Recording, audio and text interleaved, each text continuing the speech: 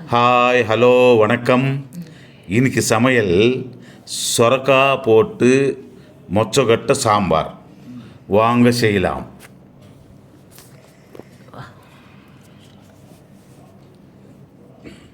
இன்றைக்கி மொச்சக்கொட்டை சாம்பார், சொரக்காய் போட்டு மொச்சக்கொட்டை சாம்பார்.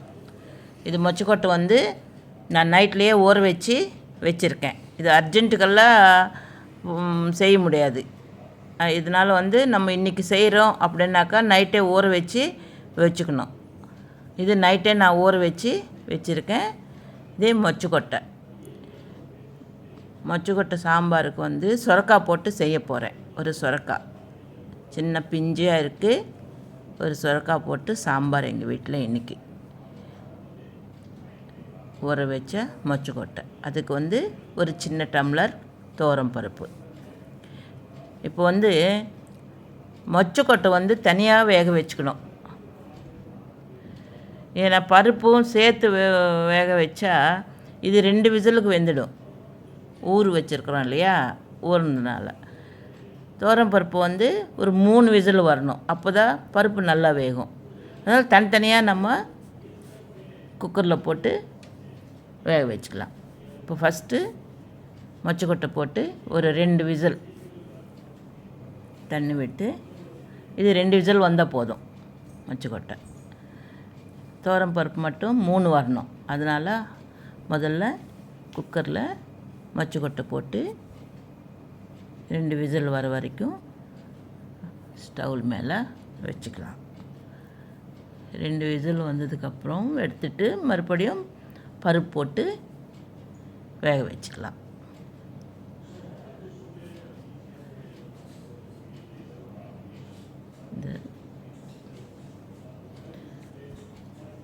இதுக்குள்ளே நம்ம சாம்பாருக்கு பவுடர் ரெடி பண்ணிக்கலாம். சாம்பார் பவுடர். ஏன்னா நான் கொஞ்சமாக தான் செய்கிறேன். நான் நிறையெல்லாம் செஞ்சு ஸ்டாக் வைக்க மாட்டேன். ஏன்னா எங்கள் வீட்டில் வாரத்தில் 2 நாள் சாம்பார் செய்கிறோம், இல்லைன்னா ஒரே ஒரு நாள் செய்வோம். வீட்டில் பசங்க இல்லாதனால அது நிறையா செஞ்சு வச்சுட்டு எதுக்கு அப்படின்ட்டு நான் 2 வாட்டி வர்றதுக்காக செய்வேன். இன்றைக்கி செஞ்சது 2 வாட்டி சாம்பாருக்கு யூஸ் பண்ணிக்கலாம். பார்த்திங்களா? அதுக்கு வேண்டிய பொருள்: ஒரு ஸ்பூன் கடலைப்பருப்பு, ஒரு ஸ்பூன் தனியா, ஒரு 4 காஞ்ச மிளகாய், கொஞ்சம் வெந்தயம், கொஞ்சம் ஜீரகம், கொஞ்சம் மிளகு. இது கொஞ்சம் நெய் விட்டு இதெல்லாம் வறுக்கணும். அப்போ தான் டேஸ்ட் நல்லா இருக்கும். நெய் விட்டு வறுக்கினா தான் டேஸ்ட்டு நல்லா இருக்கும். எண்ணெயில் எல்லாம் வறுக்கக்கூடாது. நெய்னா ஒரு 1/2 டீஸ்பூன் நெய் ஊற்றிருக்கேன். ஒன்றா போட்டு வறுத்து எடுத்துக்கலாம். இப்போ ஃபஸ்ட்டில் மிளகாய் போட்டிருக்கேன். பார்த்திங்களா? 3 மிளகாய். நான் இரும்பு கடாயி இல்லைன்னா சில்வர் கடாயி தான் யூஸ் பண்ணுறேன். ஒரு சில்வர் கடாயி. இந்த கோட்டிங்கு போட்டதெல்லாம் நான் யூஸ் பண்ண மாட்டேன்.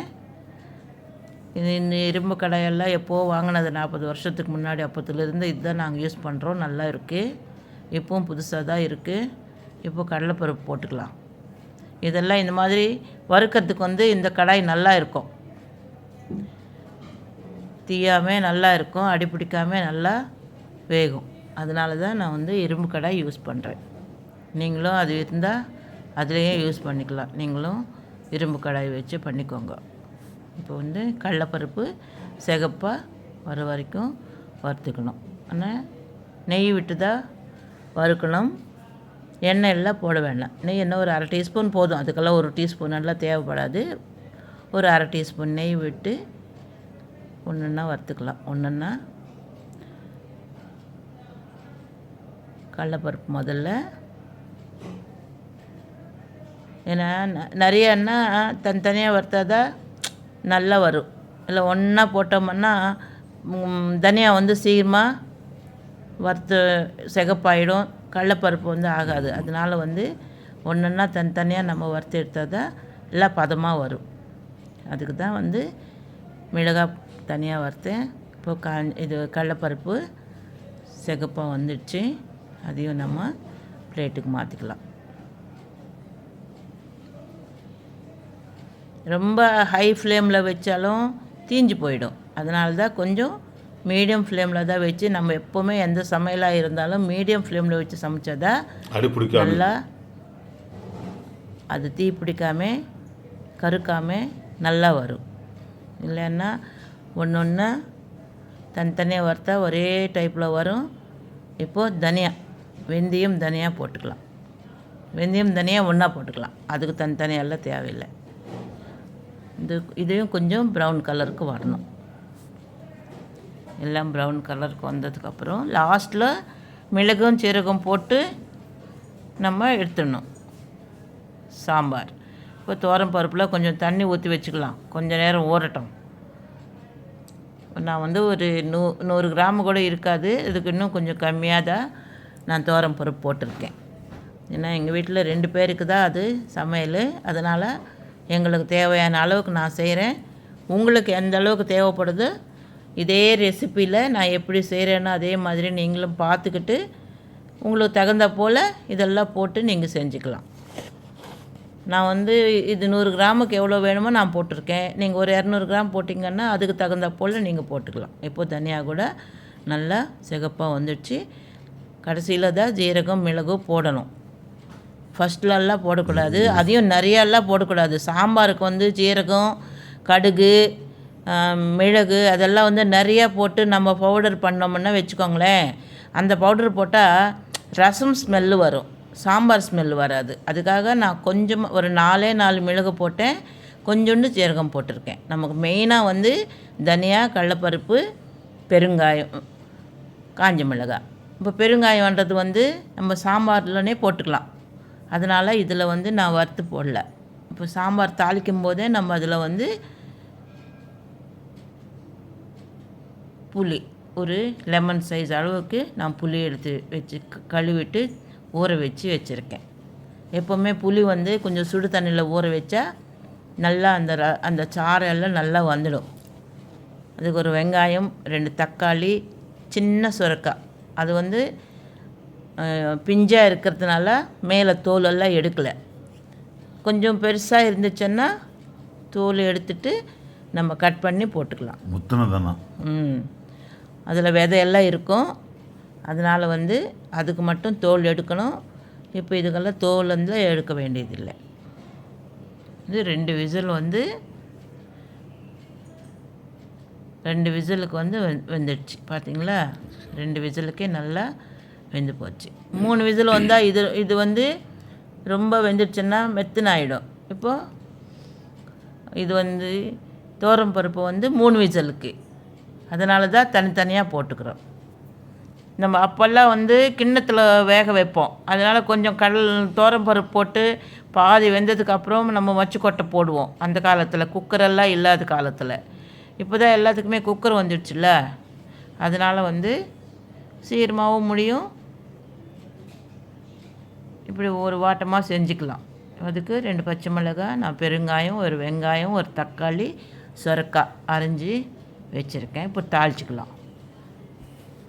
கொஞ்சம் பெருங்காயம் போதும், அந்த அளவு. பவுடர் இருந்தால், பெருங்காயம் தூள் இருந்தால் தூள் வந்து ஒரு ஸ்பூன் போட்டுக்கலாம். நான் பெருங்காயம் தூள் யூஸ் பண்ண மாட்டேன், பெருங்காயம் கட்டி பெருங்காயம், எல்ஜி பெருங்காயம் தான் நான் யூஸ் பண்ணுவேன். அதனால் வந்து கொஞ்சோண்டு பெருங்காயம் வச்சுருக்கேன். நம்ம தாளிக்கிறதுக்கு வந்து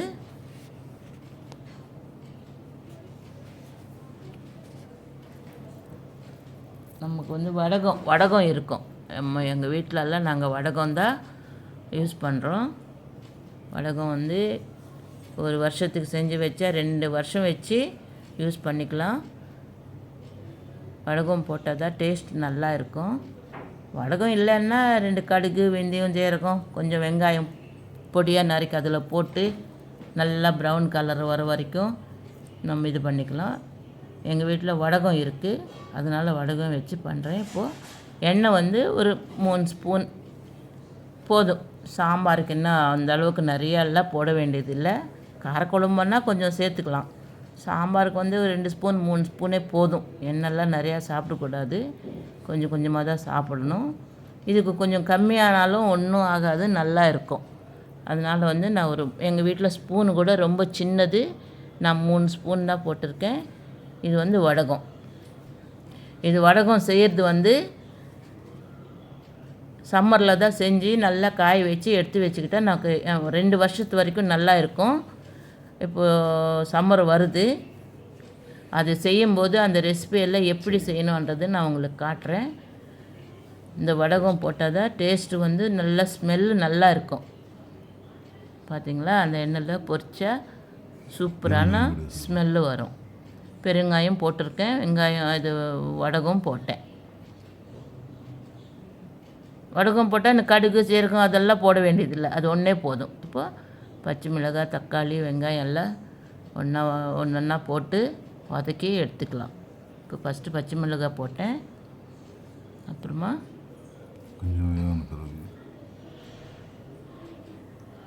வெங்காயம். சுரக்காய் சின்ன பிஞ்சியாக இருக்கிறதுனால நான் தோல் எடுக்கலை.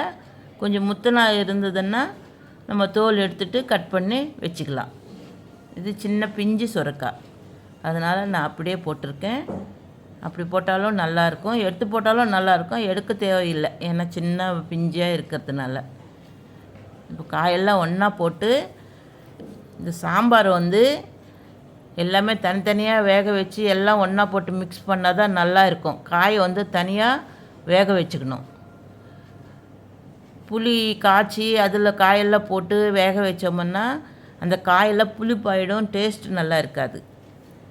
அதனால் வந்து இந்த காயை வந்து தனித்தனியாக, இப்போ பருப்பு தனியாக வேக வச்சுக்கிட்டோம், மச்சிக்கொட்டை தனியாக வேக வச்சுக்கிட்டோம். இப்போ காயெல்லாம் தனியாக வேக வச்சுட்டு அப்புறமா புளி கரைச்சி அது கொதிக்கும்போது எல்லாம் ஒன்றா போட்டு மிக்ஸ் பண்ணி ஒரு 2 நிமிஷம் வச்சு நம்ம ஆஃப் பண்ணிக்கலாம்.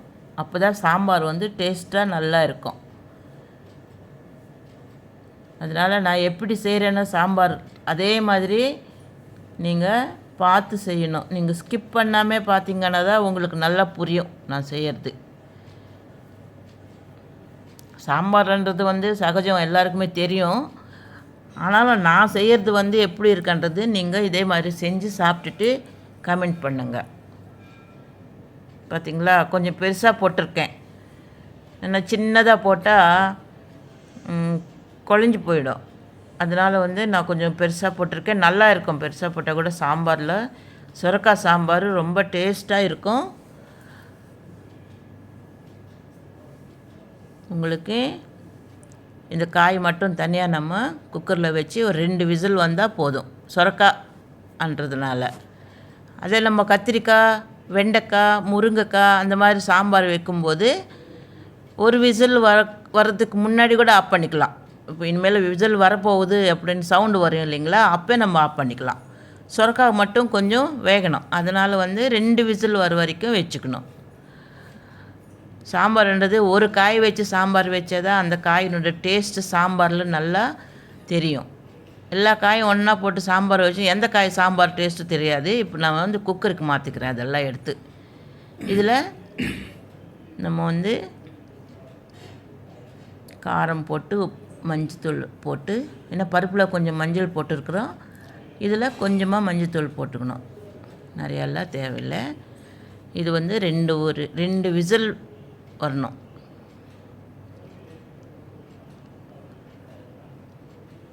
இதில் வந்து மிளகாத்தூள் மிக்ஸ் பண்ணிக்கலாம், கொஞ்சோண்டு மஞ்சத்தூள், கொஞ்சம் தண்ணி விட்டு ஒரு 2 விசில் வரணும்.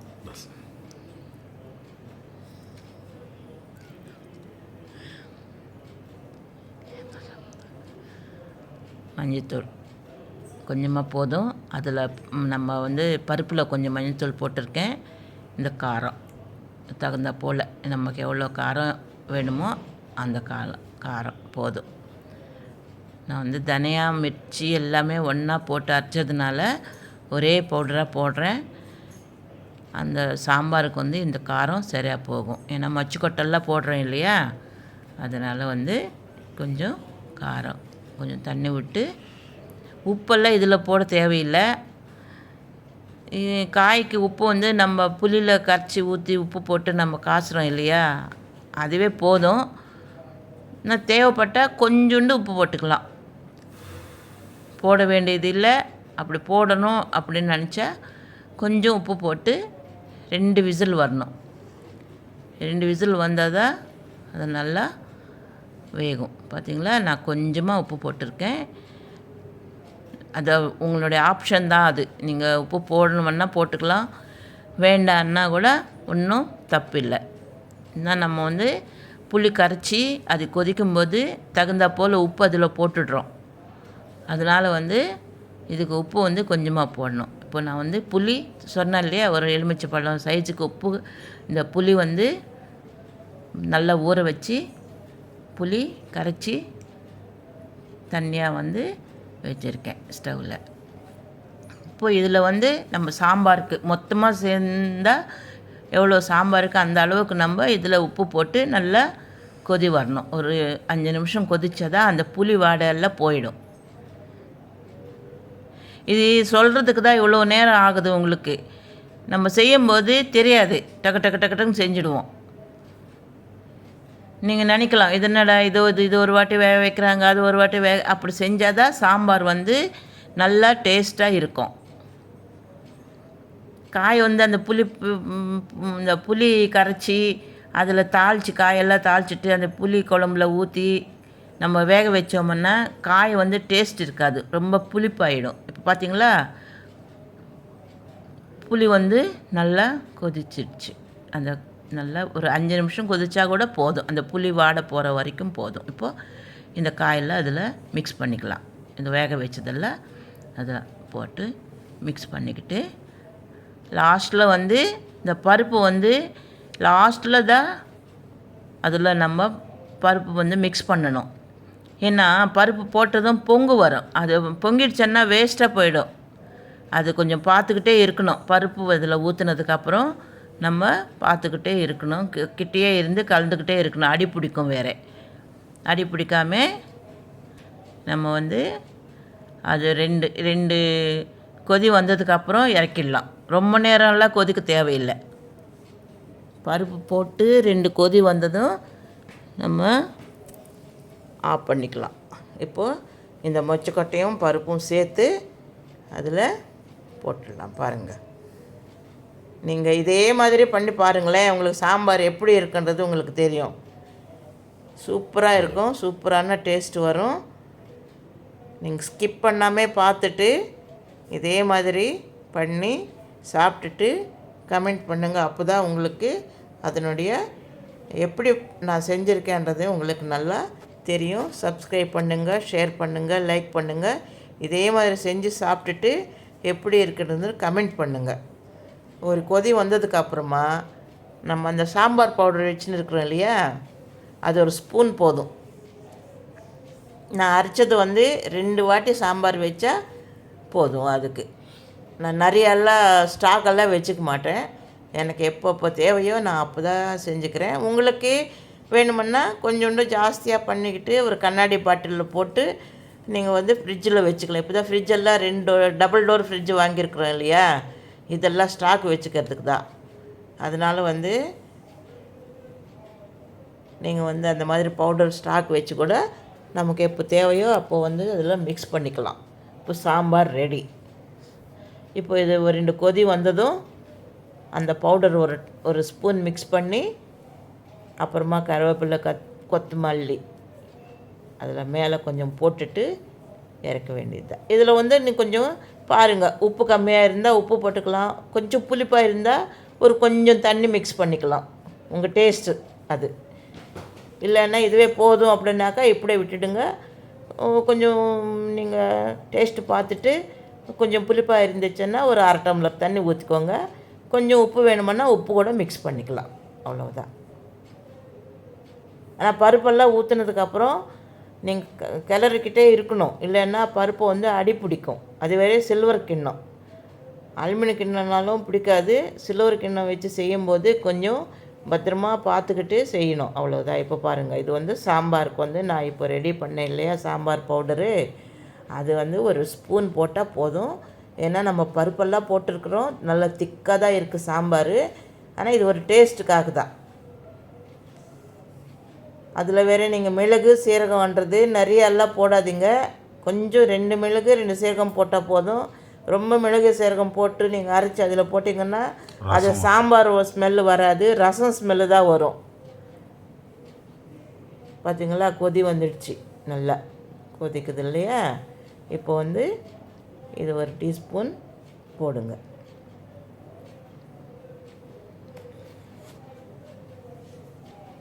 ஒரு ஸ்பூன் பவுடர் போட்டால் போதும், அதுக்கு மேலெல்லாம் வேண்டாம். ஏன்னா இது வந்து போடுறது வந்து கொஞ்சம் திக்னஸ் வர்றதுக்காக தான் போடுவாங்க. சிலர் வந்து வெல்லம் போட்டுக்குவாங்க சாம்பாரில். நாங்கள் அந்த வெல்லம் எல்லாம் போட மாட்டோம். உங்களுக்கு பிடிச்சா ஒரு கொஞ்சம் வெல்லம் அதில் போட்டுக்கலாம். கருவேப்பிலை, கொத்தமல்லி, அவ்வளோதான்.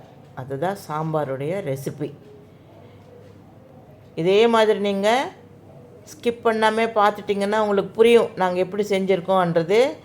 இதே மாதிரி செஞ்சு சாப்பிட்டுட்டு கமெண்ட் பண்ணுங்கள், லைக் பண்ணுங்கள், ஷேர் பண்ணுங்கள், சப்ஸ்கிரைப் பண்ணுங்கள். அப்போ தான் 10 பேருக்கு போய் சேரும். ஏன்னா எங்கள் பசங்களும் வெளியூரில் இருக்காங்க, அவங்களும் சமையல் பண்ணி சாப்பிட்றாங்க. இன்னும் நிறைய பசங்க வந்து ரூம் எடுத்துக்கிட்டு தங்கி சமைப்பாங்க இல்லையா? அவங்களுக்காக தான் இப்போது மெயினாக எங்கள் பசங்களுக்காக செய்கிறேன். அதே மாதிரி எல்லாருமே செஞ்சு சாப்பிட்லாம், அவங்களுக்கு கொஞ்சம் ஹெல்ப் பண்ண மாதிரி இருக்கும் அன்றதுக்காக தான் நான் வந்து செஞ்சு உங்களுக்கு காட்டுறேன். இதே ரெசிப்பியில் நீங்கள் பண்ணி சாப்பிட்டுட்டு கமெண்ட் பண்ணுங்கள், ஷேர் பண்ணுங்கள், சப்ஸ்கிரைப் பண்ணுங்கள், லைக் பண்ணுங்கள். பார்த்தீங்களா கொதி வந்துடுச்சு. இனிமேல் கொதிச்சா கூட அது பொங்கிடுச்சுன்னா பருப்பெல்லாம் கீழே வேஸ்ட்டாக போயிடும்.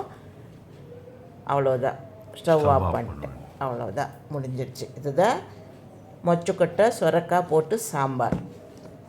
மொச்சக்கொட்டை முள்ளங்கி போட்டு சாம்பார் வச்சுக்கலாம், மொச்சக்கொட்டை சொரக்காய் போட்டு சாம்பார் வச்சுக்கலாம், கத்திரிக்காய் போட்டு மொச்சக்கொட்டை போட்டு சாம்பார் வச்சுக்கலாம். ஆனால் வெண்டைக்காய்க்கு மட்டும் மொச்சக்கொட்டை போட்டு சாம்பார் வைக்காதுங்க, நல்லா இருக்காது. வெண்டைக்காய்